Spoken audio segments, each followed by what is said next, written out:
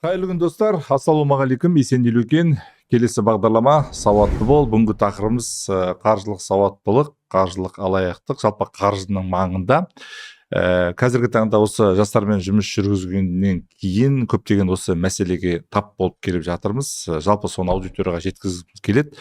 Бүгінгі менің әңгіме дүкен құрушы, өмірде де жалпы көп жерде сәлемізу Дәулет Мұхаев. Қош келдің, Дөке. Қош көрдік. Мына жұмыстың арасында сытылып шығып, былай үлгеріп келгеніңізге көп рахмет. Жұмыс қазір тығыз, бәрімізде де. Дегенмен осы енді қаржы десе, бізде негізі былай көп спикерлер ондай қатты көп емес екен. Былай енді әлеуметтік желіде байқайсың, бірақ кеше жақында бір заң шықты ғой Қытайда, нақты өзінің маманы болу керек деген секілді. Себебі көбісіне былай сөздің ашығы сенгің келеді, бірақ ар жағында жаңағыдай айтып жатқан мәліметтер нақты ма, нақты емес пе, былай біраз нәрсені білетін, біз кейде өзіміз соған жаңағы ұрынып қалып жатамыз. Жалпы былай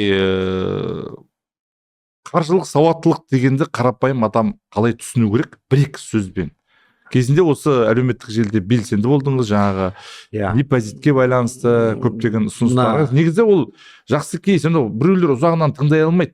Біреулер тез жылдам ақшалы болғысы келеді деген секілді. Жаңа бір әңгімені айтып қалдыңыз ғой, білетін мамандар сөйлеу керек дегенде, шыны керек, осы қаржылық сауатты бастаған кезде, одан кейін халықтың тілімен, банктың тілімен емес деп бастап, 2018 жылдары банк тарапынан да, басшылар тарапынан да бір қысымдар болған негізі.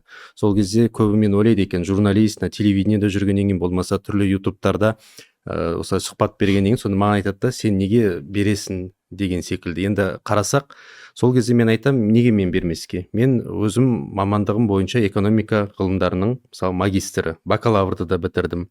Одан кейін қазір PhD докторлықты қорғадым. Осы 9 жыл бойы экономика, қаржы саласында, одан кейін университетте де мен сабақ беріп, әлі де жаңағындай дәрістер оқып жүрмін мысалға. Сондықтан да дұрыс, біз уақыт өте келе соған келеміз. Білетін адам айту керек, сөйлеу керек дейтіндей. Ал енді қаржылық сауаттың бастауы ол бірнеше мынау фундамент дейді ғой, ірге тастан қаланады. Негізі бала кезден бастау алу керек. Одан кейін екінші нәрсе, біреудің ақшасын санамай, өз ақшамыз санаудан бастау алатын дүние. Кейбір адамға айтасың, біреудің ақшасын санама, өз ақшаны сана десең, ой, алатын 100 мың, 200 мың несін санайсың дейді. Жоқ, олай емес. Мейлі 110 теңгені автобусқа жол ақысына кетірсең де, соны жазып, сызып жүрген адаммен, болмаса мүлдем жазбай, сызбай жүрген адамның екеуінің қаржылық тәртібі екі түрлі болады. Қанша ақша болса да? Қанша ақша болса да. Өйткені қараңыз, сіз 100 мың теңгеңіз болып, оны санамасаңыз, ертең сіздің қолыңызға миллион, 2 миллион, 5 миллион келсе де, оны санамай жүре беретін адамдар өте көп мысалы. Көрдіңіз бе? Мен енді жаңа айтқандай бір 7-8 жыл болды ғой, үлкен аудиторияда түрлі халықпен қызмет етіп, халыққа бағыт-бағдар беріп жүрген кезде, мен бірнеше мүмкіндігі шектеулі жанды көрдім. Сол үйін алып, ақшасын жинап мысалға, тіпті ол оқырмандардың аттарымен де білем де, неге ол қалай үй алды дейтін болсақ мысалға, қаржылық тәртібі дұрыс. Ол бос жатпай, керісінше қосымша ақша табайын, тағы да бір жұмыс істейін деп, мысалға маған мынау Алматы қаласында бір әйелдің кейсі көбінесе мысалға келтіретін, тойға бара жатып аварияға түседі ғой, енді мынау Қордай Жамбыл жақтарда. Сөйтіп екі аяғынан айырылады. Содан кейін жолдас тастап кетеді. Кейін жалғыз бастана не істеймін деп пәтер ақысын төлей алмай жатады. Сөйтіп қиналып кеткен кезде ютубтан ағылшын тілін үйрене бастайды. 4 айда өзінің деңгейін көтеріп, 5-ші айдан бастап нетеді. Анау үйдің чаты бар ғой, балаларды ағылшыншаға үйретем деп деген секілді хабарландыру береді. Сөйтіп 3 бала, 5 бала, 8 бала, 10 балаға дейін үйретеді. Үйде отырып, мысалға қараңызшы, осыдан ол кісі 3 жыл бұрын Алматы қаласынан 2 бөлмелі пәтерін алды, 50-50 бағдарламасымен мысалға. Одан кейін Аслан есімді оқырманды мен жиі айтам. Мүмкіндігі шектеулі, бірақ бір бөлмеден 2 бөлме жасап, тігіннің кәсібі ер азамат болса да, вышивканы айналдырып, қазір жоқ дегенде 300-400 мың теңге табыс тауып отыр мысалға. Әсемгүл есімді оқырманымды айтам, еден жуады, 2 жерде жуады, екінші үйін алды. бірінші үйін отбасы бағдарламасы арқылы 30 кезінде 30% еді ғой, кейін қазір 50 мысалға. Ол кісіге айтамын, қалай жинадыңыз десем, міне кәдімгі ол кісіде блокнот қағазы бар. Бүкіл тиын тебен. Мен айтам, жолдасыңыз жақсы жерде жұмыс істейтін шығар. Бірінші рет көріп тұрмын ғой. Десем, жоқ, жолдасым қарапайым көлік жүргізушісі. Енді ол кезде 200 мың айлық алады деген, ол 2019 жылғы нені айтып отырмын да. Соны кейіннен жазады, ұлым үйленді, мінекей 2 бөлмеден біз 4 бөлмелі жасап деп. Сонда қараймыз, көп нәрсе адамның өзіндік бір қаржыға қатысты ойлары және де тәртіп жүйесі. Осы бір тыңғылықты жүйе болу керек. Ал әйтпесе, әрине, мынау жарнама көп жылтыраған. Одан кейін мен айтам, жиі бөліп төлеу деген жарнамалар шығады, оны есепсіз ала береміз. Бөліп төлеу деп мен соңғы кезде жиі айтатын болдым. Мен жаңағы осы сұхбатқа келе жатып, қарсыз қоғам жайлы да айтып өткен дұрыс шығар қазір осы подкастта, сол бір кісіні әйелді кездестірдім, Гүлмира есімді. 85 кредит алғам дейді осы уақытқа дейін. 86-шы кредитке алып төлей алмай қалдым, 5 жыл просрочкаға кеттім, шотым бұғатталды деп, сосын қарсыз қоғамға хабарласу арқылы шотын ашып келе жатыр мысалы. Неше түрлі кейстер бар да. Мен айтам, не үшін алдыңыз десем, білмеймін, үйде отырдым ғой, декретті анамын, білесіз ғой, декреттегі аналар қияли болады, бір нәрсе ашқысы келеді, бір нәрсе бастағысы келеді дейді. Соны күйеуім алма деп айтқан дейді. Соны күйеуім қырсығып төлемей қойды, сол беті қарызға батып кетті, ана пения бәрі өсіп кетті дейді. Мысалы, көрдіңіз бе? Сондай да азаматтарымыз өте көп. Мен айтам, барлығы есеп қисаппен бастау алу. Жалпы осы қаржылық сауаттылықтың жалпы сол туралы түсінік неге төмен деңгейде бізде? Бізде қазір соңғы кезде жалпы бір бағдарламалар болды ғой, қаржылық сауаттылық жөнінде. Мен біразын естідім. Мысалы ауылға барып, аудан орталығында барып, жаңағы көп жағдайда осыны мектеп бағдарламасына енгізу керек, осыны басынан бастау керек деген сияқты әртүрлі әңгімелер болады. Неге төмен деңгейде? Мынау мектеп бағдарламасы деп парламентте мен бірнеше рет ұсыныс көтердім. Министрлікке де айттым, ол кезде жаһандық құзыреттілік деген пән бар, соның ішіне ғана енгіземіз деді. Арнайы қаржылық сауат деген пән болмайды деп жаңағы үкіметтен ресми жауабын алдым. Төмен деңгейінің ойлаймын бірнеше факторлары біздің ақшаға деген көзқарасымыздың сәл басқаша көзқараста. Өйткені сол ата-ана, біз қазір баланы тәрбиелеп отырған ата-аналар, сол бір кеңестік идеологияның тәрбиесін, жүйесін көрген адамдар. Одан кейін мынау тоқырау заманда алмалы төкпелі ақша жинап жүресің, рубльден бір копейка, одан кейін бір купон болады, купоннан тиын болады, тиыннан теңге болады мысалға. Ол екі ортада мынау халықты үлкен бір мен қарадым, байқадым, 90-шы жылдары қаржылық пирамида алаяқтықтар өте көп болды. Мавроди мысалы, сіз оны жақсы білесіз. Міне содан көп адамдардың сенімі жоғалған. Көп адамдар жинау емес, керісінше бір күндік өмірмен, ертең күні заман не болып кететінін Құдай біледі. Мысалы, мен әкем өзі кейде сөйтіп айтады да, мысалы, әке сіз депозитке осылай жинау керек, бүйту керек десем, қалай ол ертең күн жоқ болып кетсе не істеймін деген секілді. Ал қазіргі таңда мемлекет тарапынан мысалға 20 миллион теңгеге дейін әр адамның басына мемлекет кепілдік береді. КДИФ дейміз. Қандай банк болмасын? Қандай банк болмасын. Ол мейлі, енді аттарын беру керек, рұқсат па? Мысалы, Каспий болсын, Халық банк болсын. Біздегі бар банктердің. Қай банк, өйткені ұлттық банк лицензия бергеннен кейін сол жауапкершілікті алады. Әйтпесе кейбір азаматтарымыз бар, мен қолымда 300 мың теңге бар дейді жинаған.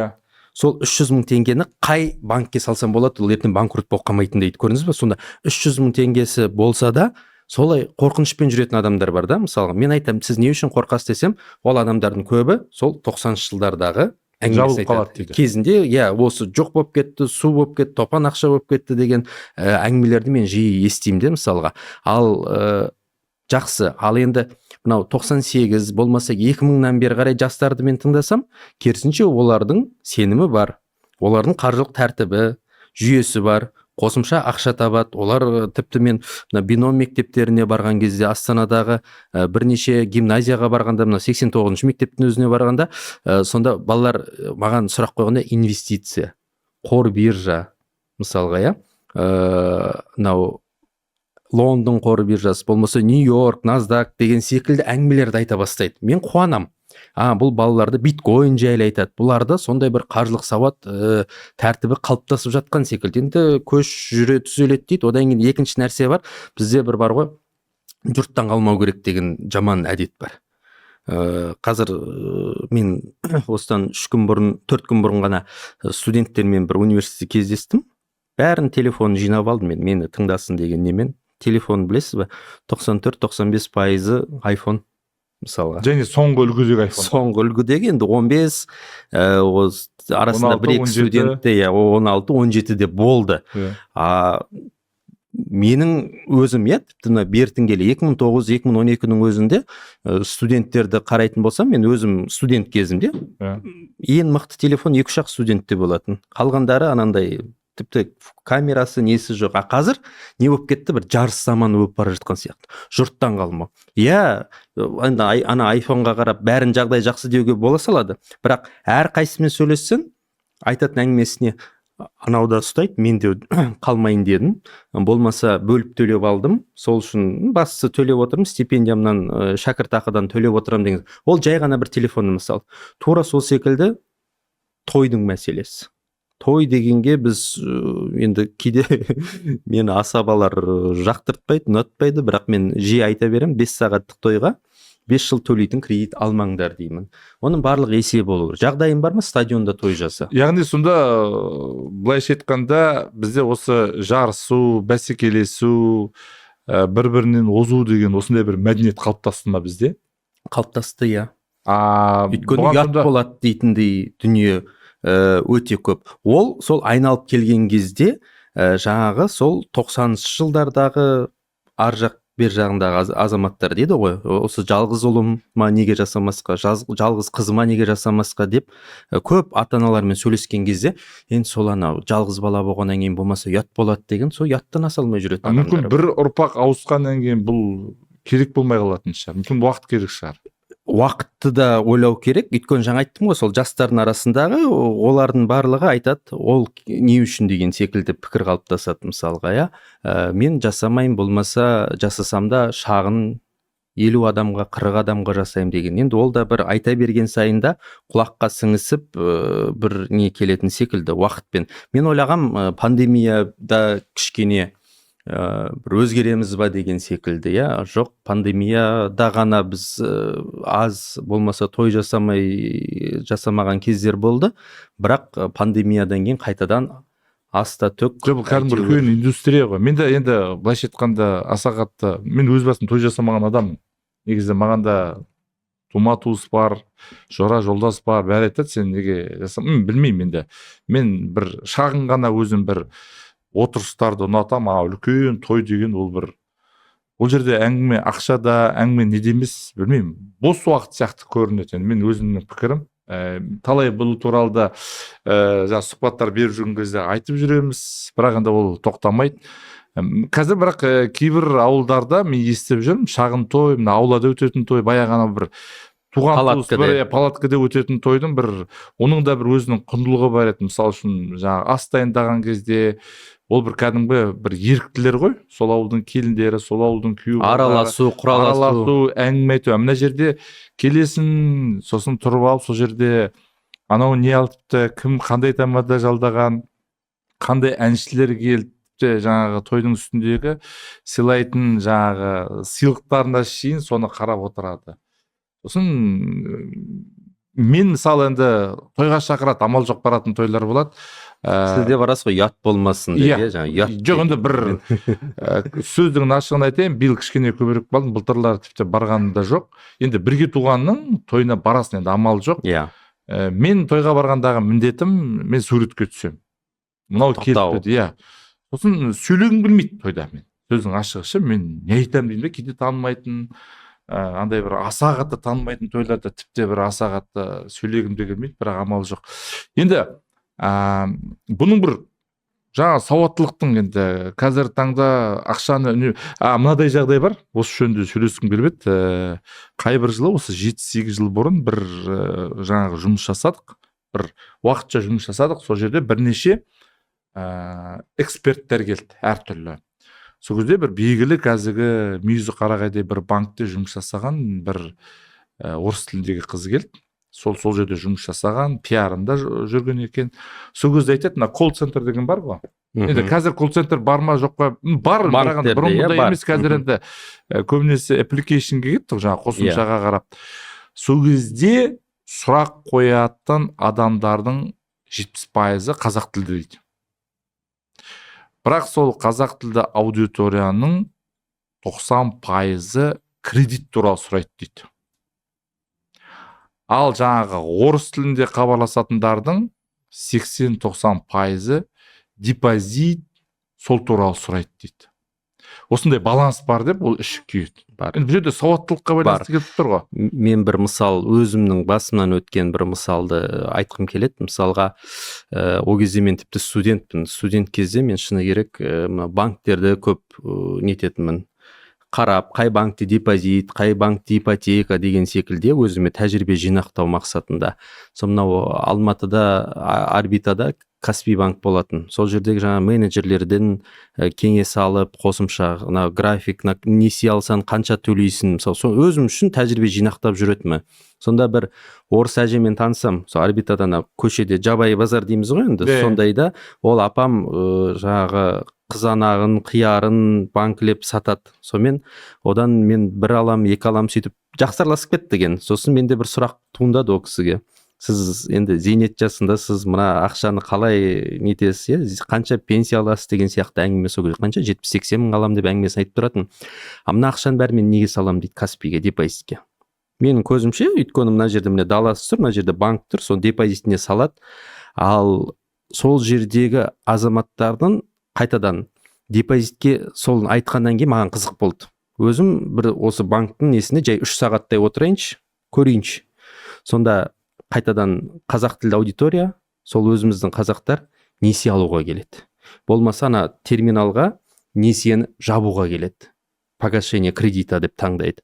Ал өзге ұлттың азаматтары депозит деп келеді, мысалға. Соны ана кісіге айтам ғой, сіз бала шағаңыз қайда? Жоқ, олардың бәрі есейді, мына ақшаның барлығын неде Германияда немерем оқиды, соның арасында соған жіберем деп. Сосын өзімнің үйім бар дейтін, көрдіңіз ба?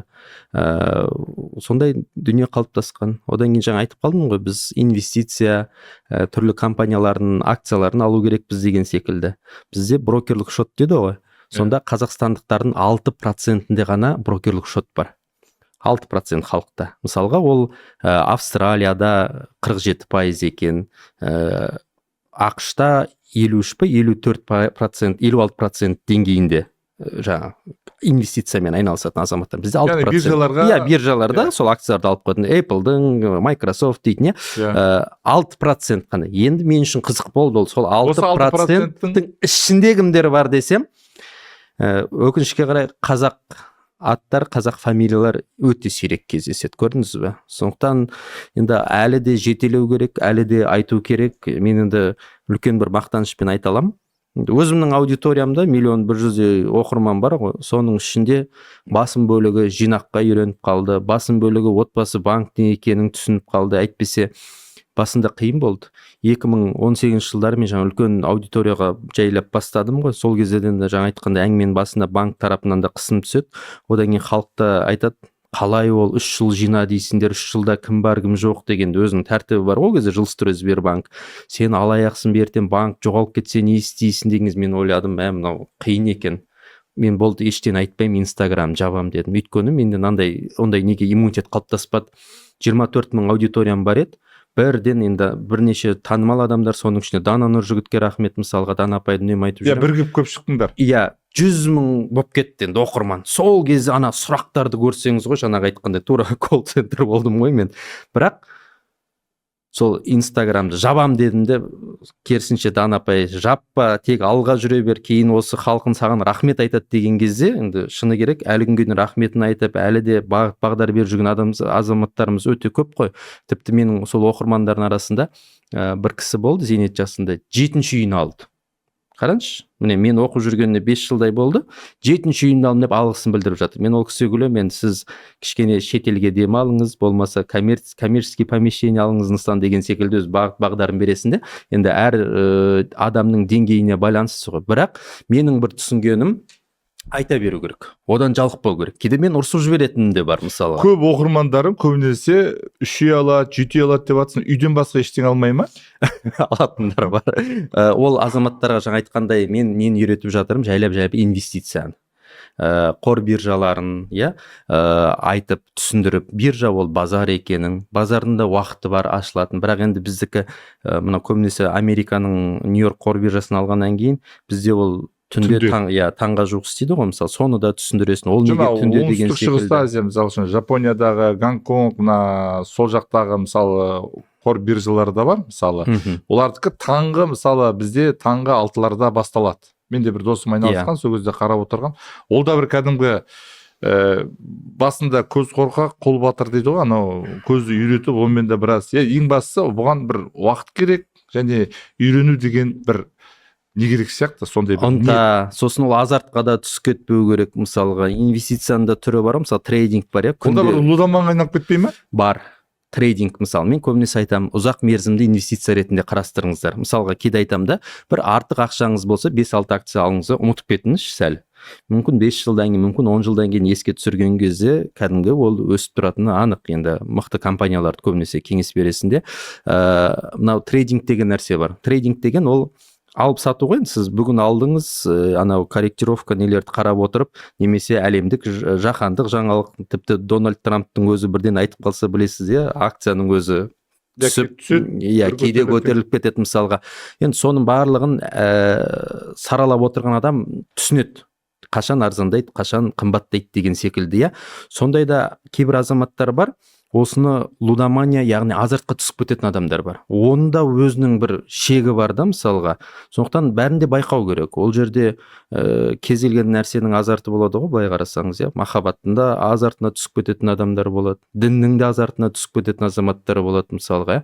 Кез келген нәрсенің өзінің сол бір тепе-теңдік нүктесін сақтап үйренсе деймін. Тек қана қазір анау спорт және осы жаңағы түрлі беттер бар ғой, букмекерлік кеңселер. Бетсіздер. Бетсіздер, сонымен ғана шектеліп жатыр. Жалпы қаржылық сауаттылық дегеніміз бұл ақша табуды білу ме, әлде бар ақшаны қорғану ма? Ақшаны дұрыс жарата білу. Бар ақшаны. Таба білуді және жоқ, таба білу енді барлық адам ақша табады ғой. Тапқан ақшаңды дұрыс жарата білу. Негізі осыда. Ол табады. Мен қаншама адамдарды білемін, қаншама өнер адамдарын білемін, қаншама сіздің шәкірттеріңізді де білемін мысалға.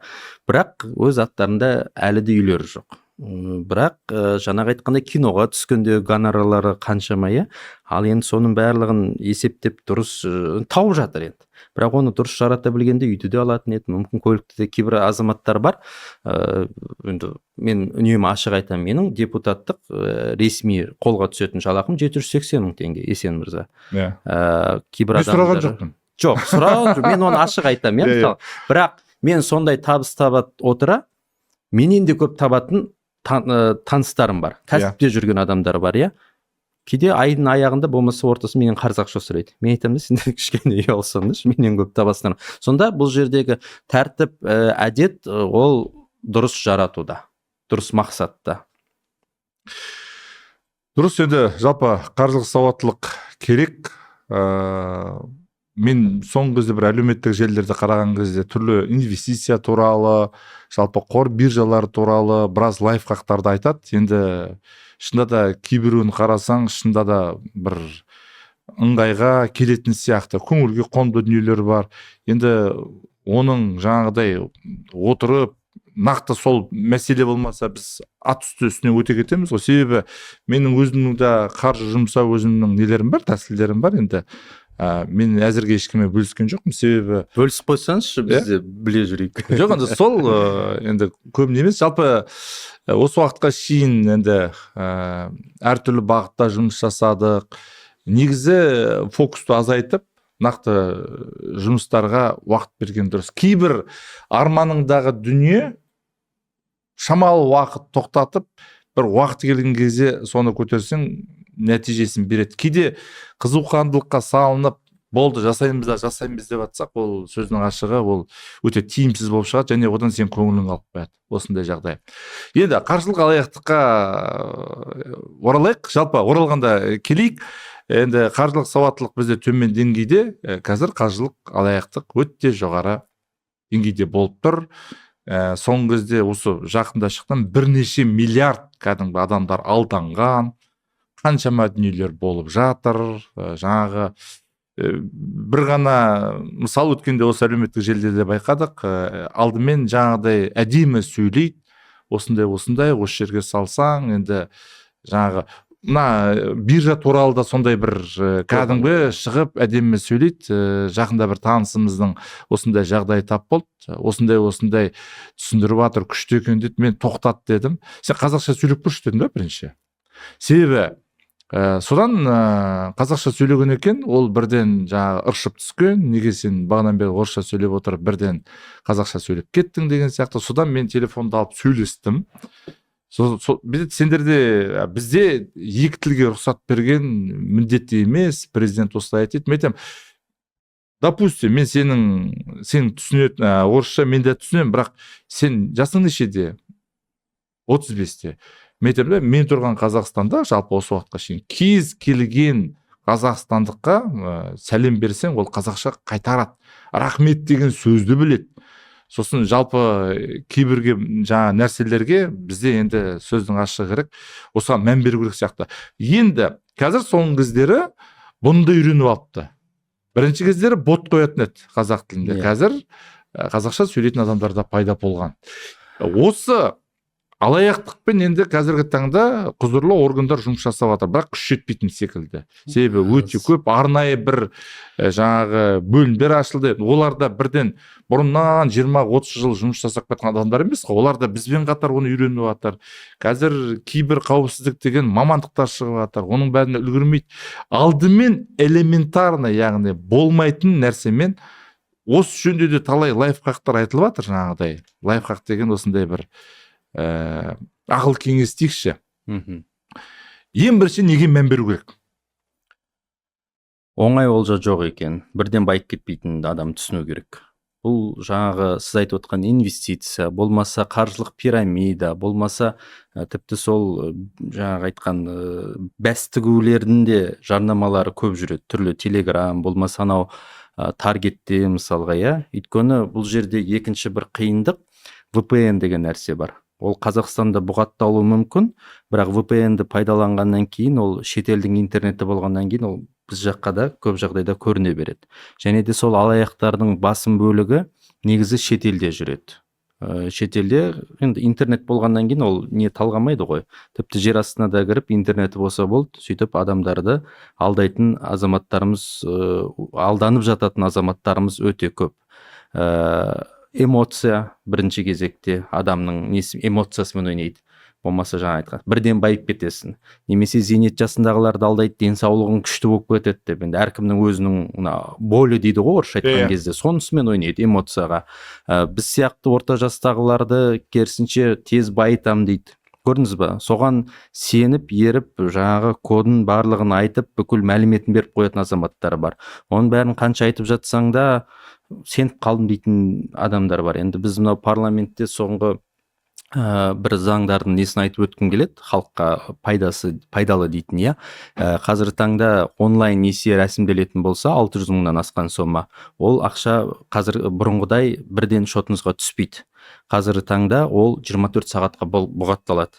24 сағаттан кейін барып, ол жақында ғой? Иә, осы жақында ғана күшіне енді, соны алып, мен осымын, иә, шынымен де маған ақша керек дегеннен кейін барып, 24 сағаттан кейін барып ана онлайн ақшаның, несиенің ақшасы сіздің шотыңызға түседі. Бұрын қалай еді? Бұрын алаяқтар не істейтін, бір уақытта 5-6 банкке рәсімдеп қояды да, код айт деп адамдар 6 рет 7 рет код айтатын болса, 6-7 несие рәсімделіп кете беретін болды өкінішке қарай. Бар ондай азаматтар. Мысалға менің өзімнің 4 жыл оқыған группаласымның анасы 19 миллион теңге несиеге алданып қалды. Сондай жағдайлар өте көп. Одан кейін мынау антифрод орталықтар күшіне енді. Ол дегеніміз күмәнді ақша аударымдары болады ғой. Мысалға шетелге сіз ақша аударатын болсаңыз, қазіргі таңда ол мен өзім басымнан өтті, хабарласады сізге. Мысалға, сіз шынымен де осындай жерге ақша аударып жатырсыз ба? растаңыз деп банктың өздері хабарласа. Бұрын ондай емес еді. Оны Тіпті білеміз. оңды солды кете беретін еді мысалға, көрдіңіз бе? Сондай жайлап шектеулер қойып жатыр. Мен айтам, интернет дамыған сайын алаяқтар да дами береді екен. Мен ойлайтынмын, осы біздің Қазақстан ғана алаяқтармен осылай алаяқтарға алданып жатыр ма қалай дейтін болсам, бірінші орындарда, алдыңғы орындарда, иә, Оңтүстік Корея тұр, Австралия тұр, Германия тұр, Жапонияның өзі тұр. Сосын барып 7-ші ма 8-ші мемлекет болып ақш мысалға алдану жағынан, алаяқтық жағынан. Цифровизация күшті, бізде бәрі тез болады дейді, бірақ оның алмақтында салмағы бар жағы бар. Өйткені сөздің ашығы базаны сататын азаматтар да болады. Мысалы банктың менеджерлері болуы мүмкін. Сіз қайдан біледі, әйтпесе сіздің шотыңызда қанша ақша бар екен? Немесе ана шоты бұғатталып қалған адамға, шоты арестте тұрған азаматтарға ешқандай алаяқ звондамайды. Өйткені оған қанша жерден бұғатталып тұрса да 10 жерден де ешқандай несие бермейді. Білет олар. Мысалға менің шотымда 200 мың жатқанын, 2 миллион жатқанын қайдан біледі? Мысалы. Яғни сатады ғой соның барлығын. Өйткені, ондай оқиғалар да бар. Анау тіпті үкіметте де вице-министр, білесіздер, осы жақында осындай ақпарат 14 миллионның адамның данные сыртқа шығып кетеді. Өкінішке қарай, біз жаңа айтқандай қанша цифрлық деп жатқанымен, дәл осы тұста біз қорғалмағанбыз.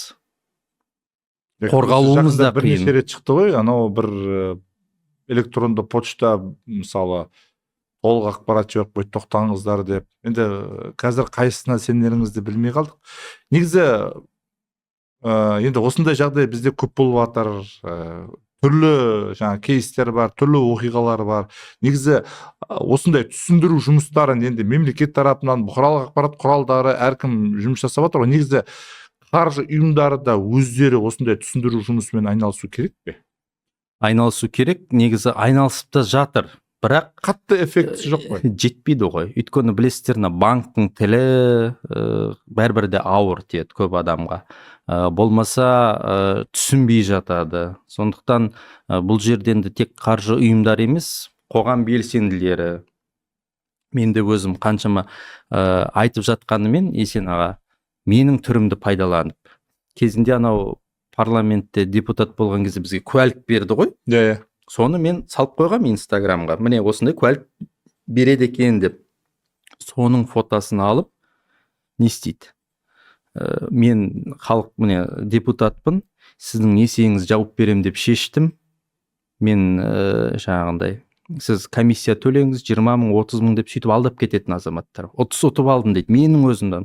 Жаңағы мынау акция демекші, Казатомпромның акциясы бар ғой мысалға. Марғұлан мырзаны, одан кейін Болат мырзаны, одан кейін мені, басқа да танымал адамдардың сурет емес, видеосын үстінен. Димаш тұр. Димаш та бар, біраз адамдар танымал. Көрдіңіз ба? Сөйтіп елдер сеніп жатады. Мен қанша айтамын, ондай емес, мен ешкімнің несиесін жауап беріп жатқан жоқ. Мен сіздің дайрегіңізге олай жазбаймын басқа аккаунттан. Олар не істейді? Көп алданып алады да, мені іздейді. Мен айтам, сіз алданбай тұрып кішкене ізденіп сұрамайсыз ба? Мен үнемі бір бар ғой, 3-4 күнде бір сторисіме салып отырам. Мен ешқандай немен айналыспаймын, несие жабу, мен сізден комиссия ақша алмаймын деген сияқты. Бірақ сонда да өкінішке қарай алданып қалатын азаматтар бар. Сол алданатын азаматтардың басым бөлігі үлкен кісілер. Ой, балам-ау, мен саған сендім ғой деген секілді апа-аталар жазып жатады. Енді мектеп жасындағы балаларға осы туралы, қаржылық сауаттылық туралы үйретеміз дейді, бірақ мектеп жасында енді үлкен класстар болмаса, кішкентай балаларға қаншалықты одан өткізе алады? Керек негізі. Бірақ мектептен бұрын мен айтқым келетіні, әрбір ата-ана баласына ақша не екенін, ақшаның ол төлем құралы екенін, одан кейін несие не, депозит не екен деген қарапайым бір болады ғой сабақтар. Соны яғни үйде дастарханның басында әңгіме қылып айту керек. Міндетті түрде. Бізде көп жағдайда не баласын айтпайды, ұят болады, жаңағы ой әлі кішкентай ғой, тайна біздің табатын ақшамызды білмеу керек деген секілді көп нәрсені бізде баладан жасыра береді де. Ол дұрыс емес. Керісінше мынау есеп қисап жасау керек дедім, ол қайдан басталады? Сол бала кезден басталады. Мысалға сіздің балаларыңыз мектеп жасында, мысалы менің балам мектеп жасында, енді біз қазір көп ақша бермейміз, өйткені 1-ден 4-ке дейін білесіздер, асхана тегін ғой. Ал енді одан асқан кезде мен өзімнің үлкен жаңағы ағаларымның балаларына 1000 теңге, 2000 теңге беріп жатады. Сонда мен айтамын, есебін күнде сұраңдар. 2000 теңге берді, не жедің? Студент болса да сұрау керек па? Студент болса да сұраған дұрыс. Міне соны мектеп кезінен бері үйретті. Ол есебін жасауды үйренеді. Көрдіңіз ба? Ненің арзан, ненің қымбат екенін түсінеді.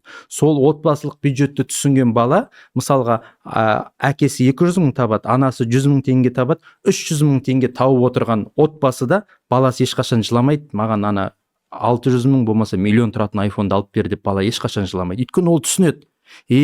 Осы бір айфонды алу үшін менің ата-анам 3 ай жұмыс істеу керек екен ғой. Одан бөлек өздерінің несиесі бар, тамақ бар, комуслуга бар, болмаса аренда бар деп бала өзі есептей бастайды. Көрдіңіз ба?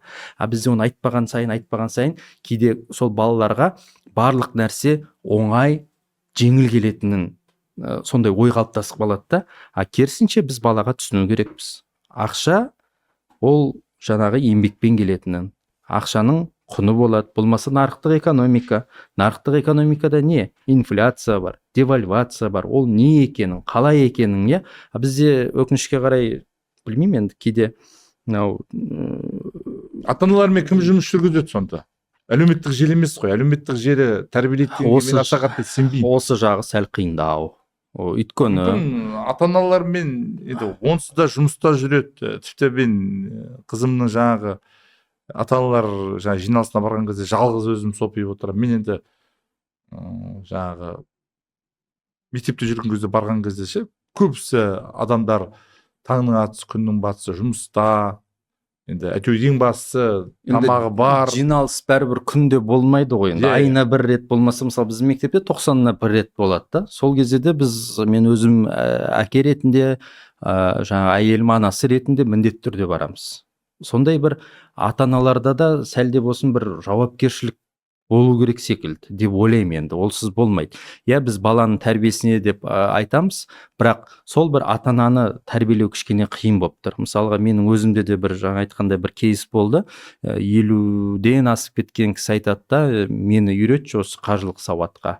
Мен мүлдем деп бүкіл өзінің өмірін айтып жатыр да, енді ақшаны бүйтем, сөйтем, кезінде бүйте салдым, есептемедім, біреуге қарыз бере салдым. Мен айтам да, білесіз ба, сізді қазір маған 50-ден асқан кезде сізді үйреткеннен гөрі деймін де, одан да сіздің немереңізді болмаса сіздің кенже балаңызды үйреткен маған жеңілірек. Өйткені біз жас шыбықты тәрбиелеу жеңіл, көрдіңіз ба?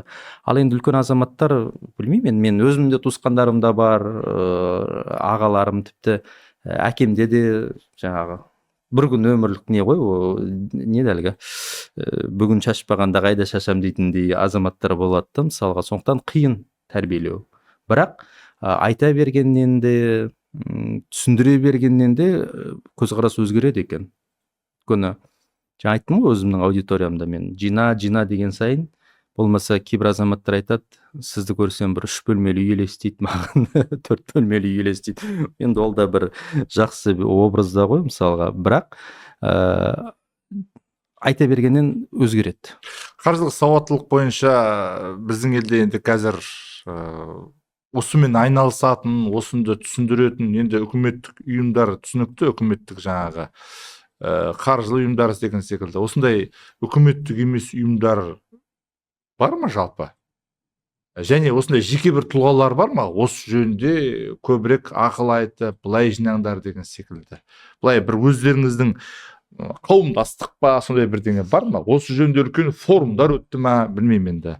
Мысалы, жеке бір жаңағы кездесулерге шақыратын шығар. Бір облыстарға бұрын депутат болмай тұрған кезде. Біздің өзіміздің сол осы қаржы саласында болмаса спикерлік танытып жүрген арнайы чаттарымыз ештеңе жоқ екен. Шынымен де біз әйтеуір жан жақта шашырап жүрміз енді, шыны керек. Бұл да бір ойланатын нәрсе екен, мені енді ғана ойландырып отырған. Бірақ мысалға мен өзім білетін жаңағы Әсел Жарасқалиқызы белгілі осы қаржы саласында, банк саласында еңбек еткен. Одан кейін кім бар? Тимур, Олжас деген азаматтарды білем. Көбінесе жаңағы қазақ тілінде посттар жазып жүретін. Одан кейін арнайы телеграм каналы бар, қаржылық сауат деген. Бірақ соның өзінде де қанша 7.000-ға 8.000 ғана оқырманы бар. Ол азамат қосымша жаңағы банкте де жұмыс істейді, бірақ жақсы нәрселер салады. Жақсы мынау сараптамалар қандай аты? Біз осы жерге қаржылық сауат. Қаржылық сауат телеграмға шығады. Мен де сілтемесін жіберейін сізге, сол кезде монтажға салып қойсаңыздар болады. Өйткені мен өзімнің телеграмымда қанша 400.000-ға жуық оқырман бар ғой. Пайдалы мәліметтерді салып, сол қаржылық сауатқа сілтемемді қойып отырамын. Сол жақтан да оқыңыздар деген секілді. Көрдіңіз ба? Айта беру керек, жаңағы айтқандай, оқыту ғой енді бәрі не дәлгі? Қарапайым тілде жеткізу. Орыс тілінде, өзге тілде мәліметтер өте көп. Ал енді біз нарықтық экономикадан битіп оңымызды танып, солымыз мынау деп жатқан кезде, ол да бір уақытпен келетін нәрсе деп өзім есептеймін.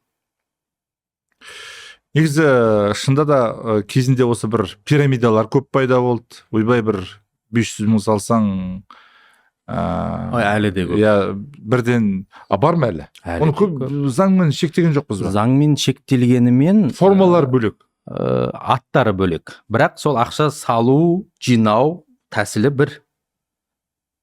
Аттар өзгере береді. Сосын жаңа алтын дейді, опять сол инвестиция. Болмаса бір жерде өткенде бір кісіге жазады маған, не дейді, Дубайда бір көпір салып жатыр екен ғой, мен соған инвестор болып жатырмын дейді. Бүйтем, қайдағы Дубай қайда, сіз қайдасыз, қайдағы инвестор? Сонда оның айтуы бойынша сол көпір салынады, көпірден өткен әрбір машина үшін дейді, мен өзімнің үлесімді алып отырам дейді. Білмеймін, мен күлкім келеді сондай сенетін азаматтарға, Содан, мен жақсы енді көпірдің бір қай көшеде салынып жатыр, өзіңіз көрдіңіз ба десем, ол құрылыс енді басталады дейді. Сондай азаматтар өте кезінде бір жақсы бір құрметтейтін ағам қайта сен баруың керек деп бір жерге барғанбыз. Сөйтсек бір Белоруссияның бірдеңесі, ол сол араб елдерінің бірінде андай жылдам жүретін пойыз саламыз деп жатыр. Көп. Сосын енді тыңдадым, амал жоқ, бір уақытым кетті, тыңдадым, енді қайтейін енді. Бірақ сол жылы жауап мен қалтамда болса беріп кетер едім. Айттым, аға, енді қазір жағдайым жоқ, бірақ уақыт келген кезде ойланып көрейік деп. Сонымен артынан біраз бір 2-3 айдай жүрді, сонымен қалды. Яғни қаржылық пирамида әлде де елімізде бар. Әлі де бар. Оларды анықтайтын кімдер? АФМ анықтайды. Олар финмониторинг жүргізеді, бірақ білесіз бе, бізде олар лобби жоқ па? Лобби жоқ па жоғарыдан? Жоқ, бұл жердегі бір қиын мәселе, қараңызшы, олар жауапкершілігі шектеулі серіктестігі болып тіркеледі, немесе дара кәсіпкер болып тіркеле салады да, бірақ бізде заң бар ғой, пирамида болмайды. Ол ешкім, сіз бірден ашып отырсаңыз, мен пирамидамын демейсіз ғой. Ол пирамида болып тіркемейді. Тіпті пирамида болсаңыз, арнайы заң бар, оны жаңа 7 жылға дейін сотталады дейді, мүлкі бәрі тәркіленеді. Бұл жердегі бір қиын нәрсе, басындағы кірген адамдар, пирамида басталған кезде, сол пирамиданың басындағылар бірінің салған бірінің ақшасына байып алады. Ол сосын біреулерге үлгі болып жүреді. Анау кеше ғана 200.000 айлықпен жүреді, уже үйін алып апты, көлігін алып дейді. Ол қайдан біреудің салған ақшасы? Соған ол елік дейді. Сосын олардың тағы да бір психологиялық атака, давка, қиындық жасайтында, қашанға дейін осы айлыққа өмір сүре бересің? Қарашы, бұл ашкөздік па сонда? Бағанағы айтқан әңгіме, тез баю. Кейбір адамдар бар, Есен мырза, сол пирамида екен біліп тұрады. Біліп тұрса да, мынау енді ғана басталған пирамида ғой, соған жасап, әрекет етіп алайық, істеп алайық дейтінде, сондай логикамен жүретін азаматтар бар. Немесе бір кісіні көрдім, мен жазды, білмеймін, күлкім келеді, неге екенін мысалға айтаны, мен осымен 7-ші рет алданып отырмын дейді, пирамидаға. Түрлі аттары бар, бірақ оның бәрі системасы не? Артынан адам тіркеу, сенің ақшан үлкен процентпен өседі дейтін әңгіме ғой. Бізде ұлттық банк қазір енді базалық мөлшерлемен 18%-ға дейін көтерді ғой. Депозиттердің өзі максимум жылдық 20% беріп отыр. Жылына 20%. Есеп ойлаңыз. А бұл пирамида не?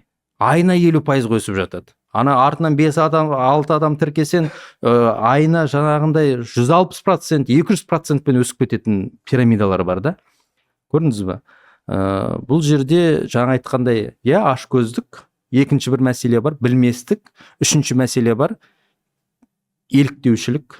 Сонда бізде былай да, менің ойымша, мысалы көрсетіп жатыр, мынадай деп айтып жатыр, ақпарат жеткізіп жатыр, оған сенбейміз, мынадай 50% ақша қосады дегенге бірден сеніп кетеміз. Есен мырза, білесіз ба, осындай пирамидалардың аттары көп, кооперативтердің аттары көп. Маған тіпті атака жасаған, шабуыл жасаған адамдар да бар. Сол әлеуметтік желі арқылы, мысалға хейт кеткен кездерде бар. Қазір біразы сотталып жатыр, біразы сол сот процестері жүріп жатыр сол пирамидаларға. Менің ең бір жаным қынжылатыны, сол кезде маған айтады, сен қазақтың тез байығанын көре алмайсың деп өзіме жасайтын азаматтар бар. Қараңызшы, анау мен тіпті парламентте отырып, білесіздер, мынау батыс жақта, әсіресе оңтүстік жақ көбірек кіріп кеткен, сол пирамиданың да атауымен айтып тоқтау салу керек дегеннен кейін барып, жаңағы тоқтады ол. Прокуратура, жоғары сот кірісіп, сол кезде де ана пікірлерді оқысаңыз, білмеймін, инфаркт, инсульт алатын пікірлерді қарауға болады. Сен қазақтың байығанын көре алмайсың. Сен болмаса мемлекеттің адамысың, сен ана отбасы банктен басқа ештеңе айтпайсың. Сен елдің барлығын ипотекаға тығып жатқан адамсың деген пікірлер кейде келіп жатады. Мен айтам, енді шамаң жетсе 20 миллион қалды, наличка үй ала берсеші енді. 20 миллион түгіл, 200 мың теңге, 2 миллион теңге жинамайтын азаматтарымыз бар. Оларға не айтасың? Теңге тиыннан, әрекетке берекет, жина, ақшаны шақырат деген дүниені жиі айта бересің. Сөйтіп ақшаның басы құралады да. Бізде жаңа ұят қой, мысалы біреудің тойына бару керек, амал жоқ, ақша жетпей қалады, біреуге бірдеңе қосу керек. Осы кейбір дүниеде өз-өзіңе шынымен шынайы түрде қарау керек секілді. Біз көп жағдайда сол біреудің көңілі, сосын ол біреу жабылғаннан кейін екінші ашылады, үшінші ашылады, сөйтіп жабам деген кезде ол белгілі бір сомасы да көтеріліп кетеді. Сосын ары қарай көп нәрсеге адам түсіну керек қой, жауапкершілік бірінші кезекте өзінің мойнында екен. Мысалға бізде депутаттық не бар, қоғамдық қабылдау деген бар. Кезекшілік қой, енді әр депутаттың өзіндік кезекшілігі келіп тұрады. Сонда осы жақында бір әйел келді, айқайлап шыңғырып, не болып қалды, қандай мәселе десем, менің алған 3 миллион кредитім бірнесе болып кетті, мынау. Мен айтым, не үшін алдыңыз? Үйленетін кезде алдым дейді. Сонда анау әйел күйеуі жігіт жақтың тойын алып берген ғой. Соңында міне 2 жыл болмай ажырасып кетіп отыр. Соңында келеді де жаңағы ол күйеу жақ төлемейді, ажырасып кетеді, бүкіл жүктеме әйелге қалады, ол өсіп кеткен. Енді келеді де мысалға депутаттар сол несиемді жауап беріңдер деп шу шығарып келді мысалы. Мен ол кісіге түсіндірем, ол олай болмайды. Сіз өзіңізге алдыңыз. Ол өзіне алған жоқ, мына жақ жігіт жағын алып. Енді сіз ажырасып кетсеңіз, ол төленбесе, өзіңізге алып қойсаңыз, оған кім кінәлі? Сіз мені тойыңызға шақырдыңыз ба деп те жаңағындай айтып жүргенім бар. Көрдіңіз ба? Біз сол жауапкершілікті алмаймыз да, болмаса көп осындай бір махаббаттың буымен, қазір альфонстар да көбейген, қыздарға сүйем, күйем деп жақында ғана мен салдым Инстаграмда. Рамазан есімді азамат. 80 миллионға 4 қызды алдаған. Өзі 28 жастағы азамат. Мен полиция қызметінде істеймін. Өзі қазір сотталып жатыр. Бір емес 2 бап арқалап жатыр. 4 қызды құлақтан теуіп, іліп, сүйем, күйем деп, ана 4 қызды да күйдіріп жүрген ғой, 80 миллионға. Тіпті біреу үйді атына жазып бермекші болған. Барлығы жаңағындай несие алып берген. Сөйтіп жоқ болып отырған ғой, осы 3 жылдың ішінде. Сондай да азаматтарымыз өте көп. Көрдіңіз ба? Сондықтан әр адам өзі сақ болу керек. Әр адам өзінің өмірін гүл қылатында, күл қылатында өзі ғой. Жалпы осыған себеп іздеп көрдіңіз ба? Көрдің ба себеп? Не себеп? Былай тегін, мысалы, өзі білмейтін адамға осындай көп, мысалы, несиеңді тез беріле салуы, тез, мысалы үшін бір анау бар ғой, айлыққа шейінгі алу дейді. Енді мен атын атайын ба атпаймын ба, доза арқылы займдарды айтып Иә, отырсыз ғой, иә. олардікі заңды ма? Қаншалықты заңды? Өте қымбат қой нелері. Микрозаймдардың енді жұмыс істеп отырғаны, банктер арнайы лицензияларын алып, жаңағы капитал сомасын алғаннан кейін әрине ол заңды жұмыс істейді. Бірақ бұл жерде жаңағы кейбір адамдардың құқығы тапталып жататыны, келісім шарттағы жазуларды дұрыс оқи бермейді көп жағдайда. Ол жерде микрозаймның құтылатыны біз банк емес. Банк тарапынан осы жылдық мөлшерлеме 56-дан 44-ке дейін азайды. Негіз. 44-тің өзі негіз жоғары. Себебі енді базалық мөлшерлемен өзі жаңа айтқандай 18 ғой, енді 18-ден төмен бәрібір банктер бермейді несиені, осыны түсіну керек. Ол көтерілген сайын несиенің проценті де өсе беретінін түсіну керекпіз. Жаңағы әрине Еуропа болмаса Американы біз мысалға келтіріп жатамыз, ол жақта 5%, 3%-ден береді. Бірақ олардың инфляция деңгейі болмаса базалық мөлшерлеменің өзі 1%, 2%-дің деңгейінде. Яғни 18% болса, бізде автомат түрде инфляция болады деген сөз. Керісінше инфляцияны ол анау қазір айтайын, инфляцияны керісінше мынау төмендетудің жолдары, азайтудың жолдарын қарастырған, базалық мөлшерлемені көтерген сайын. Егер ол көтерілмейтін болса, базалық мөлшерлеме төмендейтін болса, халықтың барлығы несиеге барады ғой. Онда қарап отқан жоқ қой. Азаят жоқ бәрібірде. Шектеулер ол азайтады негізінде статистика бойынша. Егер қараңыз, процент төмендеп, базалық мөлшерлеме барлығы төмендейтін болса, ұлттық банк тарапынан несие алатын азаматтарымыз көбейеді. Сосын сіздің қолыңызда ақша бар, менің қолымда ақша бар, ана досымның қолында бәрі ақша алып алған. Сөйтеді, ол керісінше инфляция керісінше қымбатшылыққа айналып келеді. Көрдіңіз бе? Байқасаңыздар, базалық мөлшерлеме 18-ге көтерілгеннен кейін доллардың курсын қарайықшы. Қазір 530-дан төмен болып тұр. 527, 528. Бүгінгі курспен айтатын болсам. Осы уақытқа дейін базалық мөлшерлеме 18-ге көтерген жоқ, 16,5 деңгейінде болғанда 555-ке дейін көтерілді. Көрдіңіз бе? Міне көрдіңіз бе? Осының барлығы бір экономикалық нелер, қарым қатынастар дейді ғой, мысалы, қарапайым тілмен айтатын болсақ. Сондықтан да оған да қарау керек. Тиімсіз. Тек қана мемлекеттік бағдарламалар қазір тиімді. Оның өзінде енді дамуда көп шектеулері бар, бірақ дамудың өзі 12-14%. Мысалы, бизнеске деп алатын болсаңыз, немесе үйге деп алатын болсаңыз, сол 7-20-25 бағдарламасы бар. Міне 7% мемлекет беріп отыр. Қалғаның мына банктерге мемлекет субсидия жасап отыр, байқасаңыздар. Наурыз бағдарламасына қазір өтінім қабылданып жатыр. Желтоқсан айына дейін өтінім қабылдап жүреді мысалға.